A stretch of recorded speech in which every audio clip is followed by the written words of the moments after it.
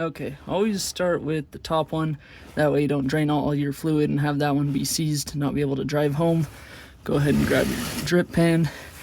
And then if you undo this one, right now it's very loose, so that's fine. Then we can go ahead and remove this one. I've broken it free with our 24mm socket and a breaker bar, just like this. Let's go ahead and remove that and start draining the fluid. There should be about 1.1 US quarts. There's also going to be a crush washer to look for, so let's pull this off. There we go. That fluid actually looks really clear and clean. I don't know when it was last serviced, but I've owned the vehicle for about 20,000 miles.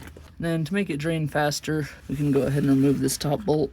So it's slowing down. We're just going to wait till that's all the way empty. Okay, so we've got our drain plug all cleaned up. This one doesn't have a magnet. I didn't see any weird metal shavings or anything come out of it. This washer we're going to be replacing since it came with our kit. This one is not side specific. It's simply just a washer. So here from our kit, we have a crush washer, which is not for this. Those are for the front differential. But these two washers are the exact same, and they're both for the transfer case. Let's go ahead and get rid of our old one and grab this new one. Make sure the mating surface is clean so it sits flat and flush. And there we go. As we can see, that's now slowed to a drip. So let's go ahead and reinsert the drain plug. Start it by hand so you don't cross thread anything. Then we're going to grab our torque wrench and we're going to torque this down properly. And don't forget your washer in between.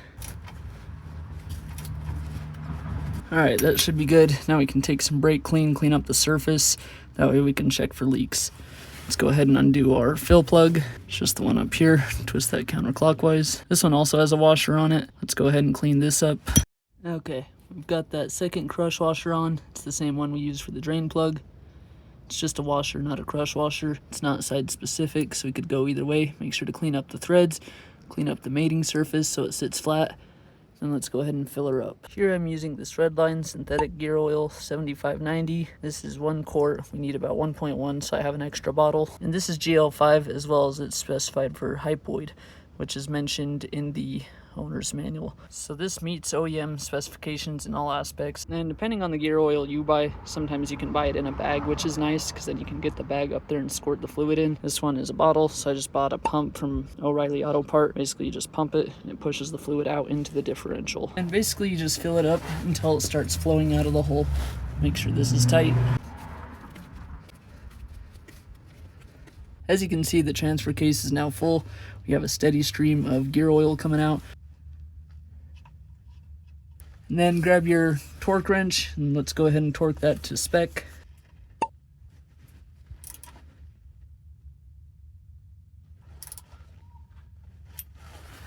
Okay, that should be good. Then we can go ahead and clean off the surface with a paper towel and some brake clean. That way we can check it tomorrow or after just a quick trip around the block to make sure we're not leaking any fluids.